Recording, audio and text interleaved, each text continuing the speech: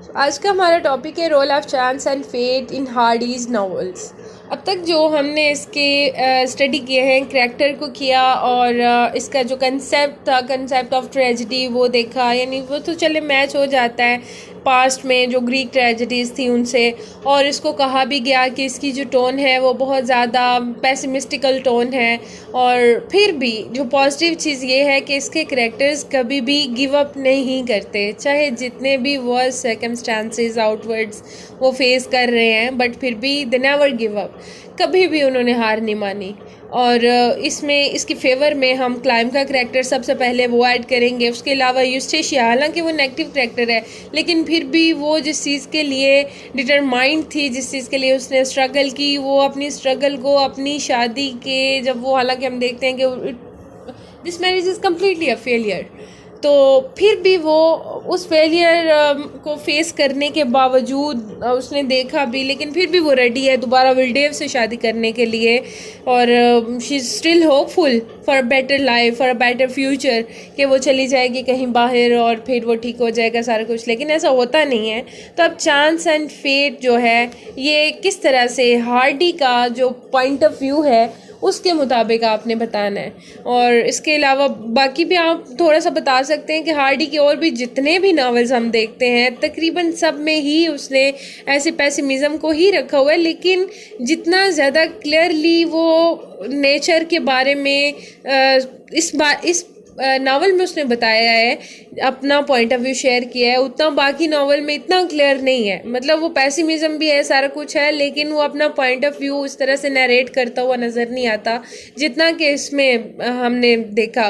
और कुछ क्रिटिक्स के मुताबिक क्लाइम का करैक्टर जो है वो उसने खुद अपने आप को उसमें ऐड करके लिखा हुआ है। जिस तरह होता है ना कि नैरेटर जो होता है उसको कहा जाता है कि वो ऑटोबायोग्राफिकल स्केच है राइटर का, तो कुछ क्रिटिक्स के मुताबिक क्लाइम का करैक्टर ऐसा ही था जैसे कि हार्डी का इन हिज रियल लाइफ। जैसे हम उसमें देखते हैं कि मुसलसल उसको चैलेंजेस बहुत सारे फेस करने पड़े और फिर हर चैलेंज में ही वो अपनी तरफ से तो पूरी उसने स्ट्रगल की, लेकिन फिर भी वो फेल होता रहा। जैसे कि हार्डी की शादी भी जो थी वो एक फेलियर मैरिज थी, और क्लाइम की शादी भी हम देखते हैं कि वो भी उसकी वाइफ उससे चिटिंग करती है और आखिरकार वो ख़त्म हो जाती है उनकी शादी। तो वो कुछ क्रिटिक्स का फिर जो कहना है वो यही है कि इन दोनों को हम रिलेट कर सकते हैं इन मैनी इंसिडेंट्स। तो अभी देखते हैं कि इसका किस तरह से, और इसमें थोड़ा सा रिलीजियस टच भी आएगा इस क्वेश्चन में, क्योंकि उसने फेट को डिस्क्राइब करना है ना कि वो फेट को किस तरह से लेता है। तो बाकी हमने जैसे देखा कि वो ग्रीक्स के साथ उसका नज़रिया बड़ा मिलता जुलता है, तो वो उनका बिलीफ ही ये फेट था कि जो भी उनको वो समझते थे कि अपोलो की तरफ से इंस्ट्रक्ट किया जाता है, बस वो ही चीज़ सच होती है, किस्मत का लिखे को बदला नहीं जा सकता, ये सारा कुछ। तो ये हम इसमें भी देखेंगे कि ये भी क्या ग्रीक टाइम से ही ये चीज़ भी रिलेट कर रही है, या उसका बिलीफ भी उनके साथ सेम है। जैसे कि उसने एक ट्रेजिक कैरेक्टर्स जो इसमें जितने भी ड्रा किए उन सबको ही उसने फिज़िकल फॉल और उनको एडवर्सिटी की तरफ कंपेल किया।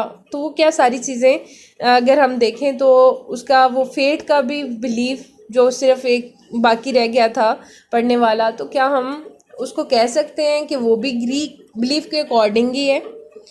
Hardy lost faith in Orthodox Christianity quite early in his life, क्योंकि हमने देखा कि इसका रोल सिर्फ इतना था रिलीजन का इसकी ज़िंदगी में कि जब वो 5th ईयर्स का हुआ तो बस बैप्टाइज कर दिया गया, और उसके बाद उसको कोई इंस्ट्रक्शंस नहीं दी गई, उसको गाइड नहीं किया गया, बताया नहीं गया, और ना ही वो कहीं चर्च में प्रॉपरली जाता रहा है। बल्कि बहुत बड़ा होके तो उसने फिर, और वैसे जिस तरह के उस टाइम में हालात थे, तो ये स्कूलिंग और ये बच्चों को रिलीजियस प्रीचिंग, तो इस तरह से कुछ वो किया भी नहीं जाता था। स्पेशली बैकवर्ड एरियाज़ में तो बिल्कुल भी ये चीज़ नहीं थी, क्योंकि वो सिर्फ अपनी एग्जिस्टेंस को लेके कॉन्शियस थे कि किसी तरह वो ज़िंदा रह लें, तो यही बहुत बड़ी बात है। And it was mainly because of the advancement in the fields of science and technology which challenged dogma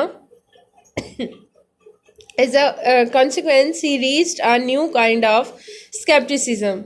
ये थोड़ा सा हमने कल डिस्कस किया था, यानी कि वो मज़हब में सस्पिशियस है रिलीजन को लेके, क्योंकि उसके मुताबिक क्रिश्चियनिटी जो है वो उसका जो अब जिस कंडीशन में है वो, और जिस तरह से वो प्रीचर्स हैं, तो उस तरह की हम तक डिलीवर नहीं की गई, या वो इंस्ट्रक्शंस जो ये सो कॉल्ड प्रीचर्स देते हुए नज़र आते हैं वो रियल टीचिंग नहीं है, रियल टीचिंग ऑफ क्रिश्चियनिटी वो कुछ और थी. He felt that universe is governed by some blind chance and not by any conscious power. जैसे कि डार्विन की थ्योरी को हमने देखा ना कि वो भी इसी टाइम में इंट्रोड्यूस करवाई गई थी, तो ये उसका फॉलोअर था, ये समझता था कि ये दुनिया खुद ब खुद वजूद में आई है. For this reason, chance and coincidences play a very vital role in all the novels of Hardy. Underline कर लें, ना सिर्फ ये नावल बल्कि जितने भी उसने लिखे हैं सब में ही उसने इस चीज़ को मेंटेन रखा है कि जो फेट है और जो कोइंसिडेंसेस हो रहे हैं वो, जैसे इसमें हम देखते हैं कि वो जब इसकी मदर की डेथ होती है तो एक कोइंसिडेंस होता है कि उस टाइम में विल्डेव उसकी वाइफ यूस्टेशिया के पास आके बात कर रहा होता है और वो दरवाज़ा नहीं खोलती, ये सोच के कि क्लाइम खुद उठ के दरवाज़ा खोल देगा. और क्लाइम जो है वो ये सोच के दरवाज़ा नहीं खोलने जाता कि यूस्टेशिया जाके दरवाज़ा खोलेगी. तो क्या होता है कि फिर उसकी मदर ये सोचती है कि शायद ये मिलना ही नहीं चाहते उससे. तो मतलब ये कोइंसिडेंट एक है, और फिर ये कोइंसिडेंट उससे बड़ा ये है कि जब वो वापस जा रही होती है तो एक कैडर उसके रास्ते में आ जाता है और उसको काट लेता है, और जिसकी वजह से फिर उसकी डेथ हो जाती है उसी सेम डे पे जब एडम ने भी सोचा होता है कि वो मिलेगा. तो मतलब ये ना सिर्फ इस नावल में बल्कि हर एक स्टोरी में ही उसने इस चीज़ को रखा हुआ है, कोइंसिडेंसेस को और फेट को. फेट जो है वो अपनी मर्ज़ी के मुताबिक जो है रूलिंग कर रही है. Such a conspicuous influence of accidents on the course of events does not appear in the works of any other novelist. तो ये इसकी स्पेशलिटी है कि जिस तरह से सीक्वेंसली ये इन सारे इंसिडेंट्स को लेके आता है और जितना वाइटल रोल ये दे देता है फेट को, उतना कभी किसी और राइटर ने नहीं दिखाया फेट को इस तरह से. Though Hardy's characters are responsible for their sufferings, yet the role of chances and coincidences often operates as a deciding factor. अच्छा स्टूडेंट्स, अब थोड़ी सी कोशिश किया करें कि जो यहाँ पे ऐसे शेयर करते हैं वो ज़रा नीट हो, वर्ड जो हैं वो क्लियरली नज़र आए. अच्छा जी, अब हार्डी के आगे कोटेशन है एंड यहाँ पे फिर थोड़ा सा अनक्लियर वर्ड हो रहा है.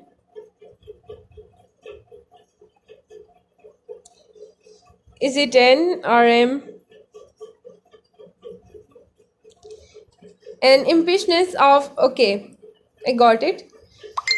Impatience of circumstances invade करना, मतलब कि उसको जो है वो दखल अंदाजी करना या किसी चीज़ में इम्बेंड कर देना. our life and becomes the cause of our undoing. मतलब वो चीज़ें जो हमसे होते होते रह जाती हैं या जो हम नहीं कर पाते, तो ये सिर्फ हमारे आउटर सर्कमस्टांसिस हैं. मतलब हर इंसान जो है वो अपनी ज़िंदगी में सक्सेसफुल पर्सन बनना चाहता है. वो चाहता है कि जो कुछ वो करे वो किसी और ने कभी ना किया हो, और स्पेशली अपनी यूथ में हर कोई जो है वो ये करना चाहता है. लेकिन अगर वो नहीं कर सकता तो हार्डी के मुताबिक ये उसकी फेट है, या आउटर सर्कमस्टांसिस को वो एज अ फेट ही ले रहा है. तो वो उसको ऐसा करने पे मजबूर कर देती है कि वो हाथ पे हाथ रख के बैठ जाए, या वो जो चाहता है कभी भी वो ना हो. हैं कि आप इस तरह की जो चीज़ें, इस तरह की कोटेशंस हार्डी ने बताई हैं, उनके मुताबिक वाकई इसकी सोच जो है वो पेसिमिज़म की तरफ ज़्यादा नज़र आती है. और बाकी इसकी पर्सनल लाइफ को भी अगर हम डिस्कस कर लें साथ, तो उसमें भी पेसिमिज़म ही था. ऐसे हालात जैसे इसने देखे और जितना इसने सफ़र किया, उसके बाद इंसान वाकई पेसिमिस्टिकल हो जाता है. लेकिन फिर भी अगर हम उसको क्रिटिकली देखते हैं और अदर साइड उसकी देखें, इसकी जो भी वर्डिंग है, सिर्फ अगर हम सरफेशियल लेवल से हट के देखें, तो फिर हमें पता चलता है कि उसमें होप भी है, उसमें वो कुछ न्यू स्पिरिट भी इंट्रोड्यूस करवा रहा है और इंसान को यही लेसन दे रहा है कि कभी भी खुद को डिफीटेड पर्सन ना बनाया जाए. In his novels, man is tossed here and there in the ruthless struggle for survival, and stronger one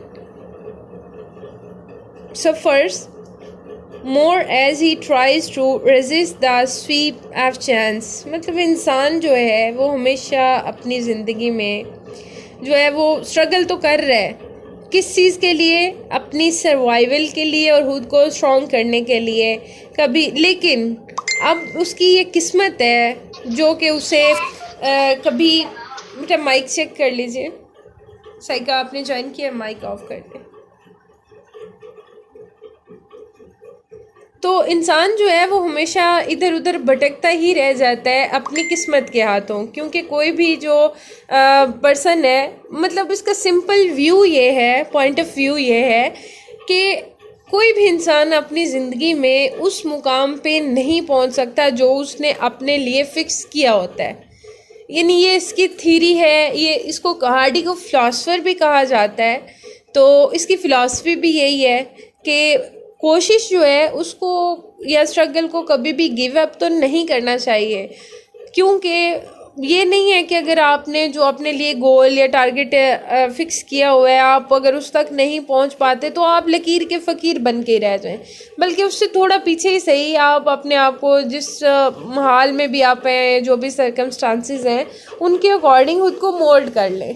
तो मतलब मैसेज भी दे रहा है और साथ ही अपना नज़रिया भी बता रहा है कि कोई भी इंसान कभी भी completely सक्सेसफुल नहीं हो सकता। Hardy believes that chance is an embodiment of fate. He feels that fate or destiny is sometimes indifferent, but it is most often hostile to human happiness. कहते हैं कि ठीक है, ये इंसान की किस्मत जो है ना वो तो अनजान रहती ही है इंसान से, लेकिन बाज़ औक़ात ये बहुत क्रूअल भी हो जाती है, बहुत हॉस्टाइल हो जाती है। He concludes, और फाइनली जो उसने हर एक नावल में कंक्लूजन दिया है वो ये है कि happiness is an occasional episode in the general drama of pain, कि जो बाकी रहने वाली या हमेशा रहने वाली या परमानेंट चीज़ है वो सॉरो है, और इसमें एक ओकेजनली मतलब कभी कभी जो है वो खुशी की कोई लहर वो इंसान की ज़िंदगी में आ जाती है। This hostility of fate disguises itself in a shape of circumstances which one finds in the novel of Hardy. In other words, when human, ये underline कर ले, when human beings are not themselves responsible for the frustration of their hopes and thwarting of their aims, fate operates in the shape of chance or accident to ये word unclear है, ज़रा check कर लें क्या लिखा है। Contribute, okay, contribute to और to complete their यून, मतलब कि कहते हैं कि इंसान जो है ना वो जो भी उसने किसी चीज़ के लिए वो होपफुल है या कोई भी वो काम करना चाहता है लेकिन वो नहीं हो पाता, तो हर इंसान अपने आप को हमेशा रिस्पॉन्सिबल नहीं कर सकता कि उसने उतनी जो नेसेसरी स्ट्रगल है वो नहीं की, या ज़रूरी कुछ काम जो उसके लिए करने थे, ज़रूरी स्टेप्स वो फॉरवर्ड नहीं किए, बल्कि ये उसकी किस्मत ही होती है जो कि उसे उसके डाउनफॉल तक ले जाने में, क्विकली ले जाने में हेल्पफुल होती है।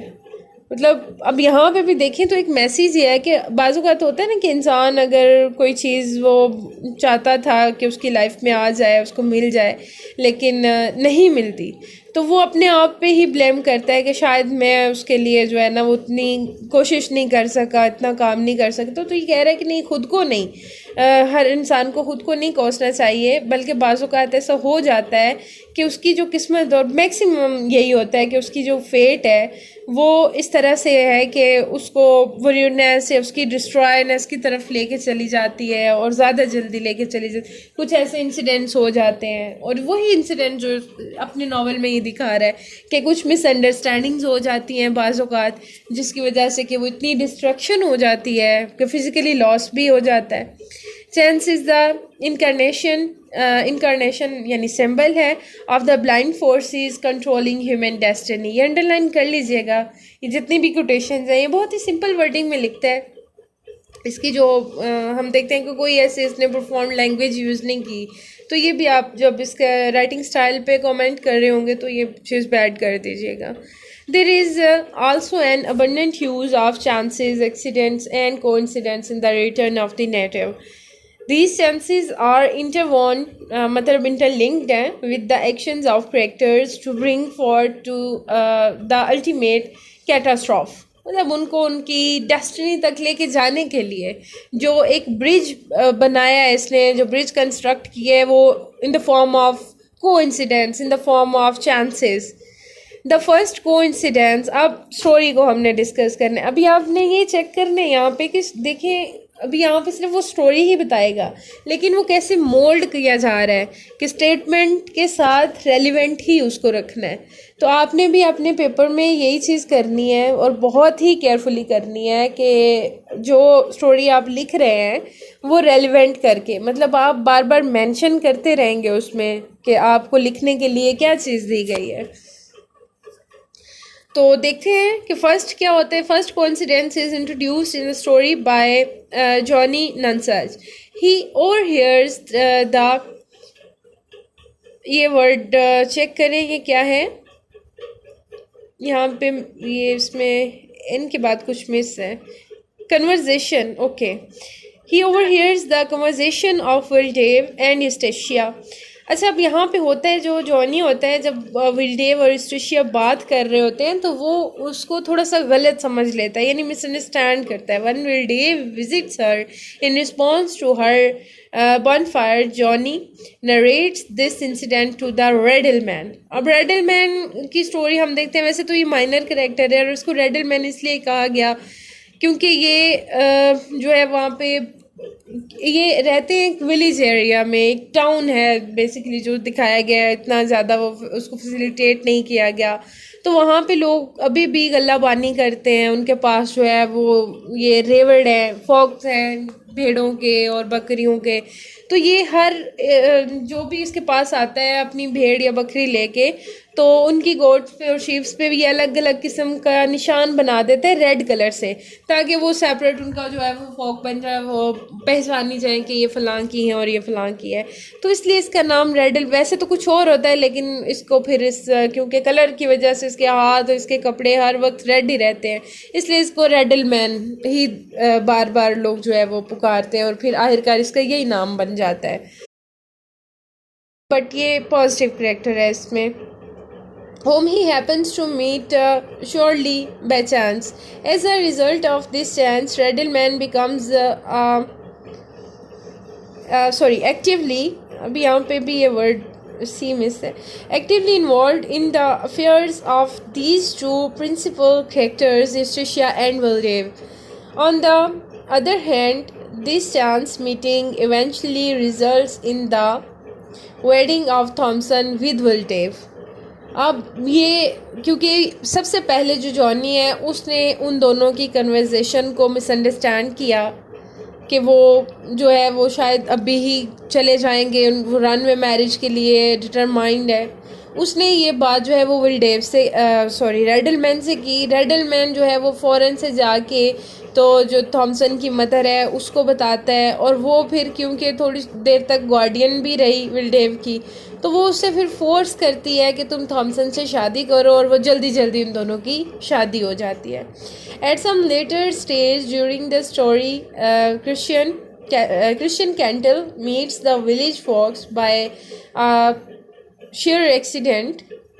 अब ये सेकेंड इंसिडेंट जो मेन है जिसकी वजह से ये मिसअंडरस्टैंडिंग के कोड डेवलप हो जाती है क्लाइम और उसकी मदर के दरमियान. Who takes him to a raffle lottery. अब उसकी लॉटरी निकली होती है, और वो जो है वो ज़्यादा गैम्बलिंग पहले भी करता था और अब भी उसे एक मौका मिल जाता है गैम्बलिंग करने का. He is carrying Mrs Yorbright's money. अब मिसेस योरब्राइट ने उसे पैसे इसलिए दिए होते हैं कि वो अपना जितनी भी उसके पास प्रॉपर्टी थी उसको वो सेल आउट कर देती है, और फिर थॉमसन क्योंकि इसी की जो है वो नीस है, तो ये जितना शेयर उसका था दोनों का 50-50% बनता है, क्लाइम का भी और थॉमसन का भी.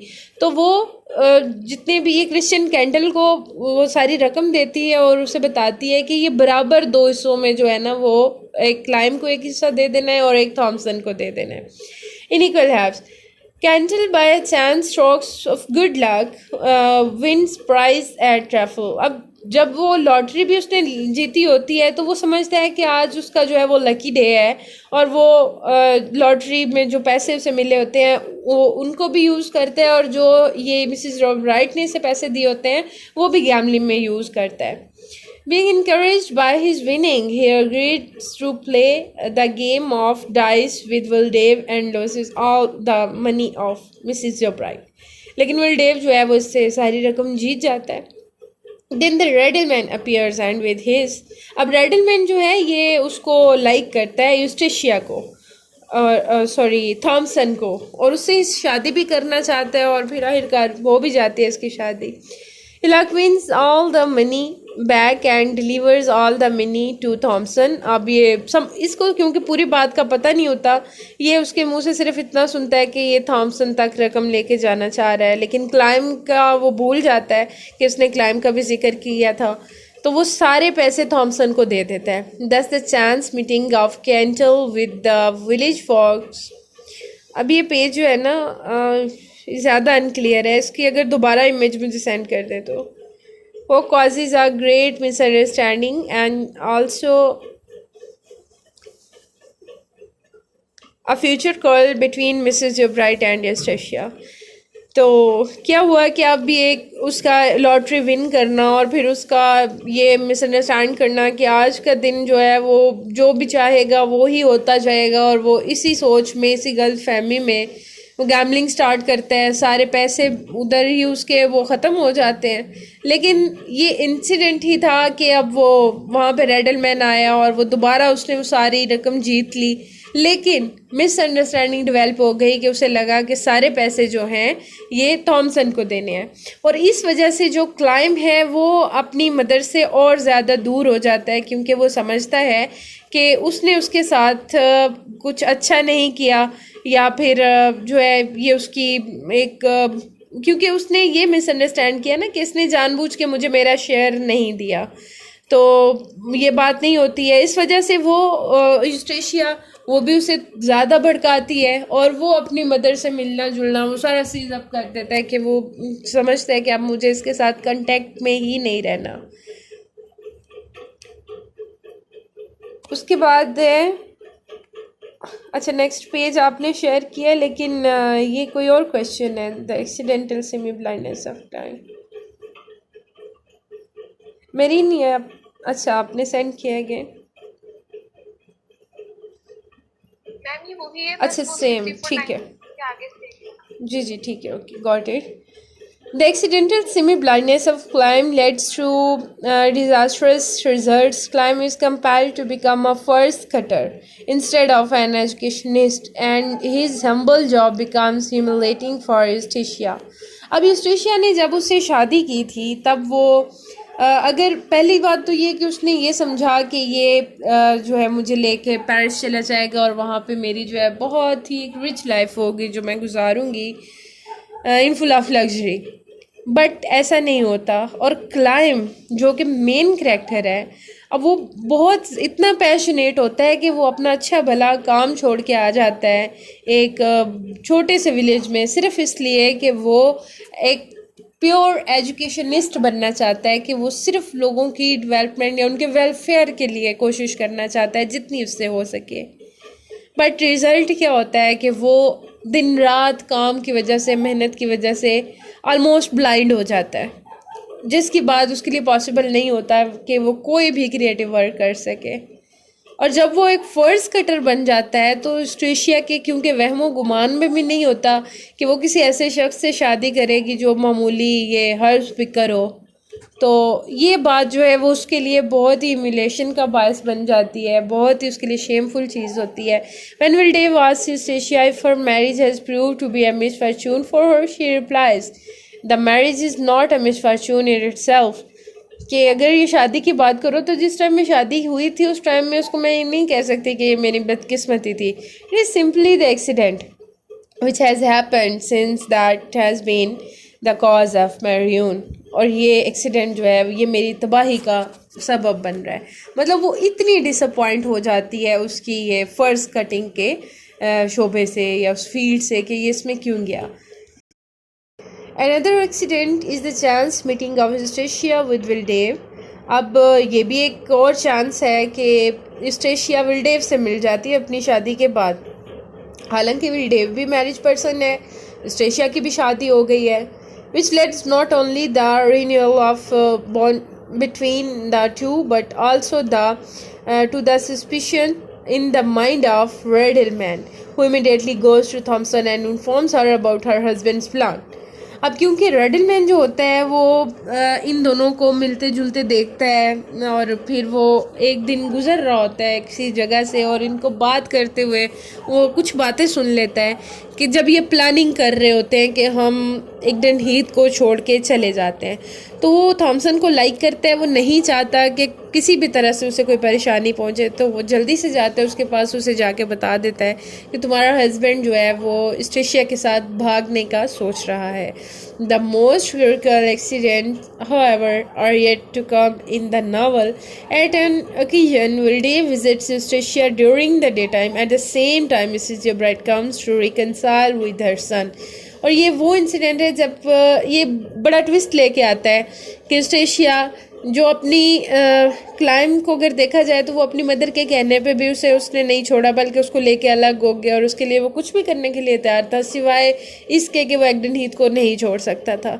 लेकिन इस इंसिडेंट के बाद वो उसको भी सेपरेट कर देता है उससे, वो अलग हो जाते हैं दोनों, जिसकी वजह से स्टेशिया की फ्रस्ट्रेशन और बढ़ जाती है और वो फिर उसकी प्लानिंग का पहले तो उसने कोई पॉजिटिव रिप्लाई उसे नहीं दिया था विलडेव को। वो जब उसे कहता है कि हम दोनों यहाँ से चले जाते हैं तो वो कोई जवाब नहीं देती, बल्कि वो थोड़ा सा टाइम लेती है क्योंकि वो वेट कर रही होती है कि क्लाइम दोबारा इसके पास आ जाएगा और शायद वो फिर ठीक हो जाए और उसे अपने साथ ले जाए, लेकिन वो नहीं आता। लेकिन आखिरकार फिर ये उसको हाँ में जवाब दे देती है और कहती है कि ठीक है हम दोनों भाग जाते हैं। लेकिन ये भागने में फिर नाकाम रहते हैं।